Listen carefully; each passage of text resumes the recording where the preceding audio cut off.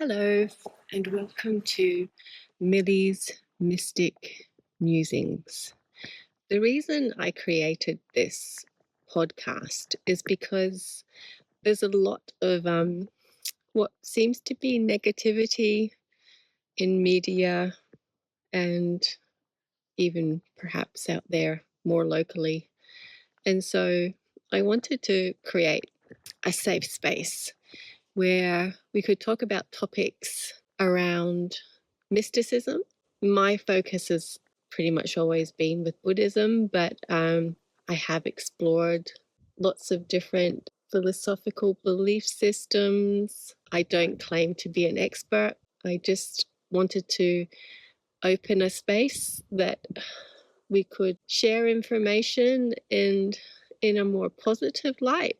And I thought I'd start off with the idea of talking about being in a bad mood, because I was watching a YouTube channel talking about the hermetic laws, and it kind of made me start thinking about sort of where a mood comes from and also where it ends up, like where it goes. And the hermetic laws it's a belief system that stems back a very long time, and it's before what we would identify as modern religion. And it speaks very much of energy, and it speaks very much of how energy has a ripple effect. And so where it starts and what it ends up becoming can be quite a powerful process. So the belief is that it starts pretty much in the mind. So each individual, what their thought process is, and then it comes to how you then voice that, like what you say, and then the actions that you then take. So, and basically the principle is that if you have an angry thought, or you're in that sort of what you would call a really low density space, like a low vibration space, what it's doing in your body is creating, to begin with, a chemical reaction that creates a lot of what you might consider harmful chemicals within your body. So it's not really doing your body that much good. But then from the more sort of mystic side of things, you're creating a vibration, you're creating an energy, and that energy, some believe, is then radiated out of your body or out of your mind, your body, through the space around you, and that it's limitless in the distance that it can travel. So once you create that thought, create that mood, create that belief, it's then rippling out of you and then heading out into your surroundings and pretty much out there all the way through into the universal space. So it's worth pondering on, because the opposite to that, which is, again, when you go back to the Hermetic belief system, the opposite to that is that the light energy, that thought in your mind, which is that of gratitude or love, and then ultimately how that then creates a vibration within you that chemically actually creates beneficial reactions within your body, but also within this theory creates a ripple effect from the mind to the energetic field around you, and then ultimately all the way through up into the universe. That is a positive, it's a high vibrational energy. And so that's an energy that not only impacts on you mentally and physically, but it also has the potential to go out there into the world, into the universe, and have a positive impact.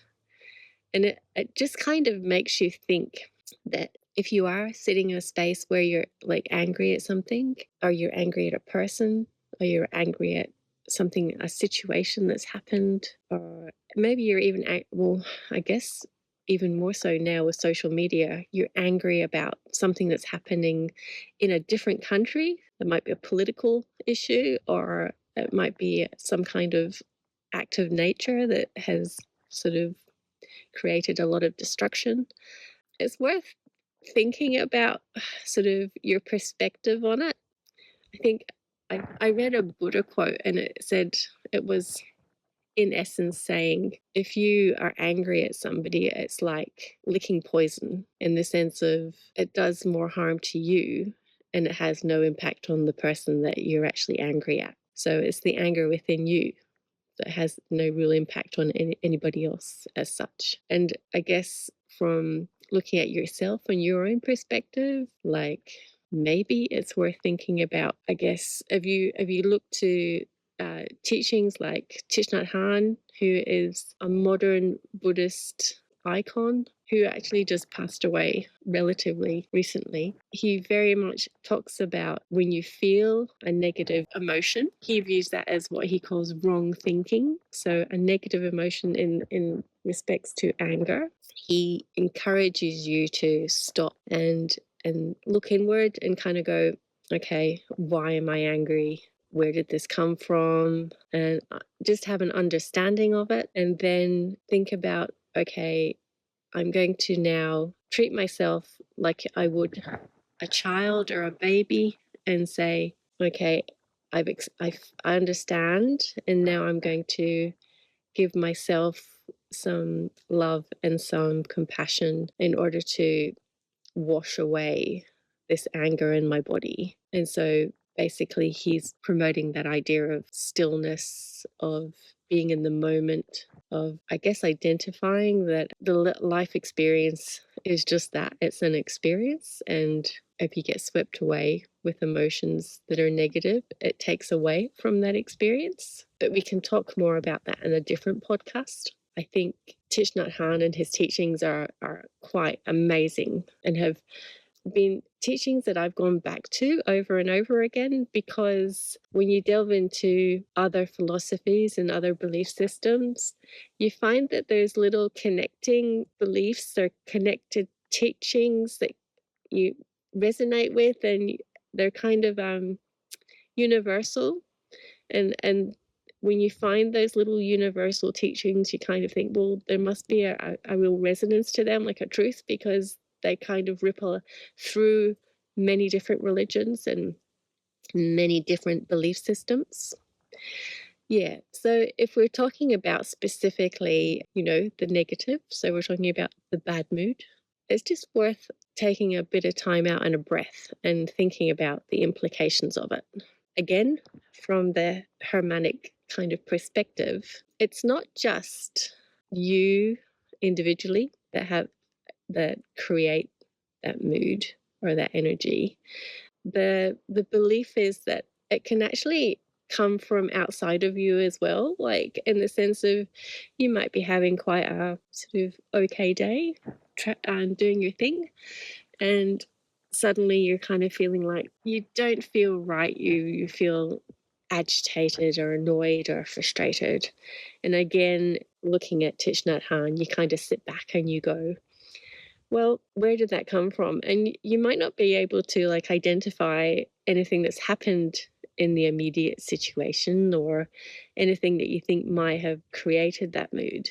And it might have, if you want to talk mysticism, it might have actually come from somewhere else. The energy might have descended on you. And it could be as simple as somebody else that you happened upon. If you consider yourself quite intuitive or quite open to the energies around you, it might have been somebody that you literally just walked by and you sort of got connected in their aura, and so you picked up on that energy. And I guess just identifying that and releasing it. How do we release it? That's again another idea for another podcast talking about how we cleanse ourselves of negative energy, or how we cleanse our auras and our chakras. I'm very fortunate that I have people around me who know a great deal more about this than I do. And hopefully I'll be able to encourage them to share some information on the podcast. I have a friend who she is an energetic healer. And I think the work she does is purely through channeling energy from the universe, and which supports, in theory, the whole idea of Reiki. And we can talk about the beliefs around Reiki, and also empowerment in the sense of the beliefs around whether the healer does the work, or whether it's the body that accepts the energy, or whether it's a combination of both. Yeah, but when we're talking about that kind of energy, the universal energy, all that I've read, or all that I've listened to about it, describes it as a loving energy, or a compassionate energy, a healing energy. And it's kind of nice to think that if you take away all the layers and you look at nature, and you look at sort of the force, if you want to be a Star Wars fan about it, the general consensus is that it is a pure, loving, light energy, and there is no other side to it. If you get down to the actual bare bones of nature and life and the bigger picture, as it were. Okay, well, I'm going to leave you there. I'm thinking that perhaps for the next podcast, we'll delve a little bit further into the healing energy side of things, and talk to my friend who is an energy healer about the work she does, and also the philosophy around Reiki and energy coming into the body, and the body accepting that energy in the healing process. It's all very interesting and fascinating, and I guess, again, the purpose is to make it as uplifting as possible, so that at least you have this little bit of time to yourself, not necessarily looking at anything but the sky above, or not giving yourself any screen time and just lying and listening to this, which is in itself a form of meditation. Yeah, and just taking a bit of time out and a ponder.